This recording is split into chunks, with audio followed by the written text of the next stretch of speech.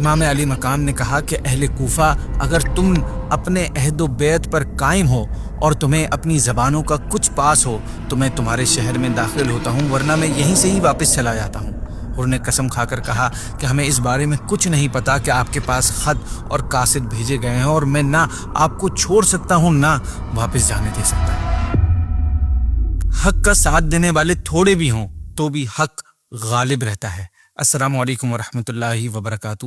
ناظرین، 4 ایپیسوڈ میں ہم نے سنا تھا کہ ذوالحجہ کے مہینے کے سٹارٹ کے دنوں میں امام مسلم بن عقیل رضی اللہ عنہ بھی شہید ہو چکے ہیں، اور ان کے دونوں بیٹے بھی، اور دوسری طرف امام علی مقام امام حسین رضی اللہ عنہ مسلم بن عقیل رضی اللہ عنہ کا خط ملنے کے بعد کوفہ کی طرف روانہ ہو چکے ہیں، کیونکہ اب امام رضی اللہ عنہ کے پاس حالات کی اچھے ہونے کی رپورٹ تھی۔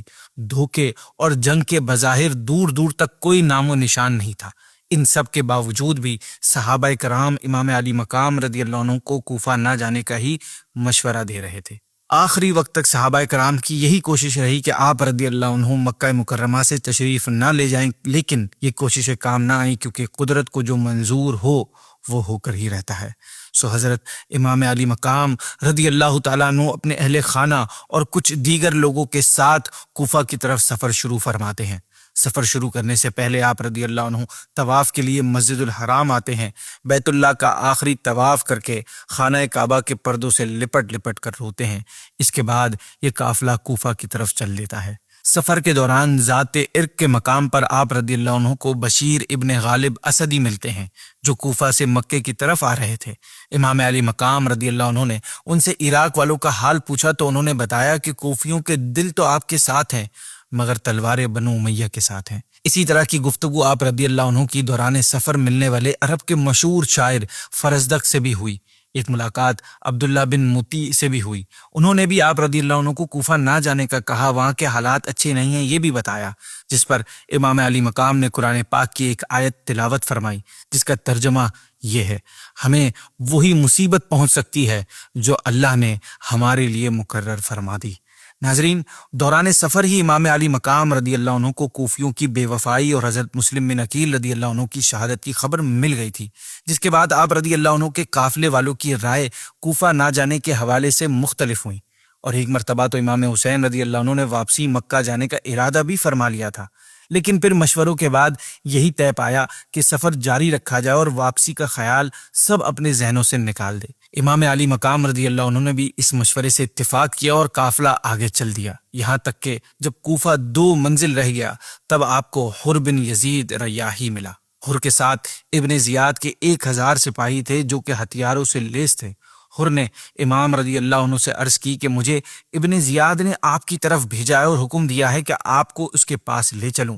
حر نے یہ بھی ظاہر کیا کہ وہ مجبور ہو کر آیا اور اس کو آپ کی خدمت میں جرأت کرنا بالکل پسند نہیں ہے۔ حضرت امام رضی اللہ عنہ نے حر سے فرمایا کہ میں اس شہر میں اپنی مرضی سے نہیں آیا، بلکہ مجھے بلانے کے لیے کوفہ والوں نے کافی پیغامات بھیجے ہیں۔ امام علی مقام نے کہا کہ اہل کوفہ، اگر تم اپنے عہد و بیعت پر قائم ہو اور تمہیں اپنی زبانوں کا کچھ پاس ہو تو میں تمہارے شہر میں داخل ہوتا ہوں، ورنہ میں یہیں سے ہی واپس چلا جاتا ہوں۔ حر نے قسم کھا کر کہا کہ ہمیں اس بارے میں کچھ نہیں پتا کہ آپ کے پاس خط اور قاصد بھیجے گئے ہیں، اور میں نہ آپ کو چھوڑ سکتا ہوں نہ واپس جانے دے سکتا ہوں۔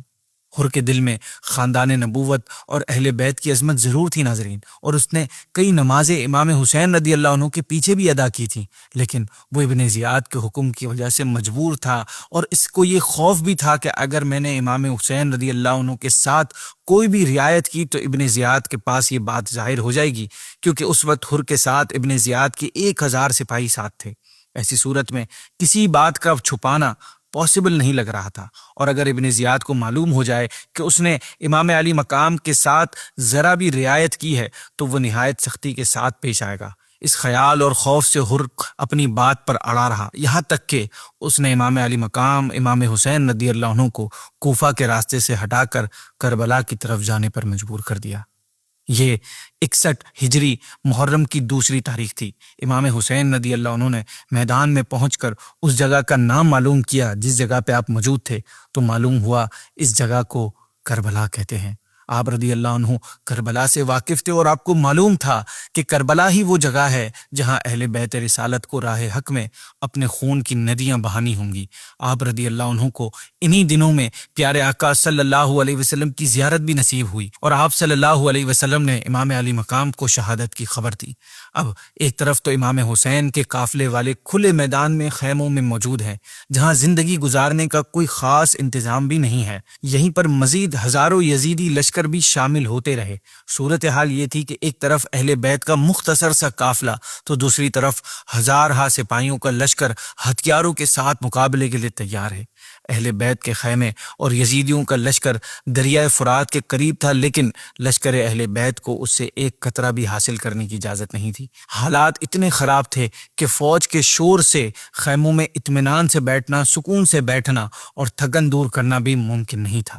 اسی دوران امام علی مقام کی خدمت میں ابن زیاد کا ایک خط پہنچا جس میں اس نے امام علی مقام امام حسین رضی اللہ عنہ سے یزید کی بیعت طلب کی تھی۔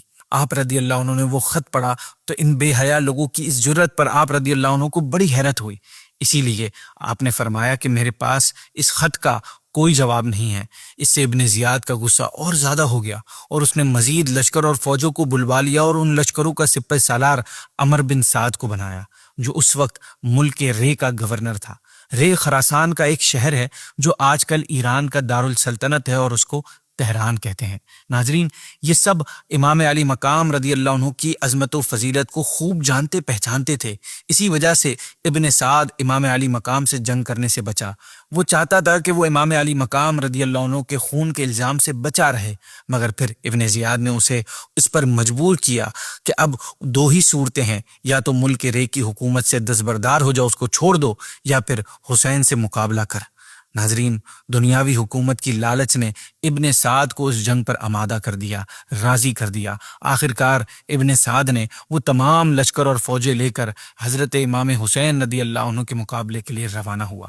ابن زیاد ایک کے بعد ایک لشکر ابن سعد کے پاس بھیجتا رہا، یہاں تک کہ عمر بن سعد کے پاس 22,000 کا لشکر جمع ہو گیا۔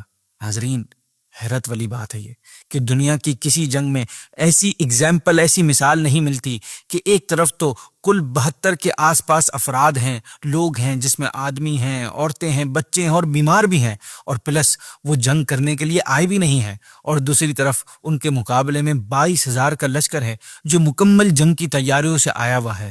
آخر وہ ان آل رسول کے گھرانے والے لوگوں کو اپنے خیال میں کیا سمجھتے تھے؟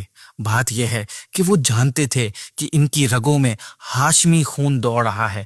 دشمنوں کے دلوں میں ہاشمی شیروں کا خوف تو دیکھیں، انہوں نے مقابلے میں صرف کئی گنا بڑی فوج نہیں بھیجی بلکہ لشکر امام پر پانی بھی بند کر دیا تاکہ امام کے ساتھی بھوک اور پیاس کی وجہ سے کمزور پڑ جائیں اور پھر جنگ سٹارٹ کی جائے۔ ناظرین، 7 محرم سے اہل بیت پر پانی بند کر دیا گیا۔ اب 10 محرم آ چکی ہے اور یزیدی بحث کر رہے ہیں، یہی آرگیومنٹ چل رہی ہے کہ امام حسین رضی اللہ عنہ کس طرح یزید کی بیعت کر لیں، کس طرح وہ راضی ہو جائیں۔ آپ رضی اللہ عنہ سے کہا جاتا ہے کہ اگر آپ یزید کی بیعت کرتے ہیں تو یہ تمام لشکر آپ کو پروٹوکول دے گا، آپ کا اکرام و احترام کیا جائے گا، آپ کے لیے خزانوں کے منہ کھول دیے جائیں گے اور آپ دنیا کی دولت آپ کے قدموں پر لٹا دی جائے گی۔ مگر ناظرین، جس کا دل دنیا کی محبت سے بیزار ہو وہ کب اس دنیا کی لالچ میں آتا؟ امام حسین رضی اللہ عنہ نے تو دنیا کے مال و دولت اور آرام و آسائش کی زندگی پر ٹھوکر مار دی ہے اور راہ حق میں پہنچنے والی مصیبتوں کو خوش دلی سے ایکسپٹ کیا ہے اور مسلمانوں کی تباہی اور بربادی کو گوارا نہ فرمایا۔ اپنا گھر لٹانا، اپنا خون بہانا منظور کیا مگر اسلام کی عزت میں فرق آنا برداشت نہیں کیا۔ اب آپ رضی اللہ عنہ کو یہ علم ہو چکا تھا کہ یہ لوگ جنگ ہی چاہتے ہیں، اسی لیے آپ نے اپنے خیموں کے پاس خندق کھدوائی اور مقابلے کے لیے تیاری فرمائی۔ اس کے بعد کیا ہوا یہ انشاءاللہ ہم 6th ایپیسوڈ میں جانیں گے۔ السلام علیکم ورحمۃ اللہ وبرکاتہ۔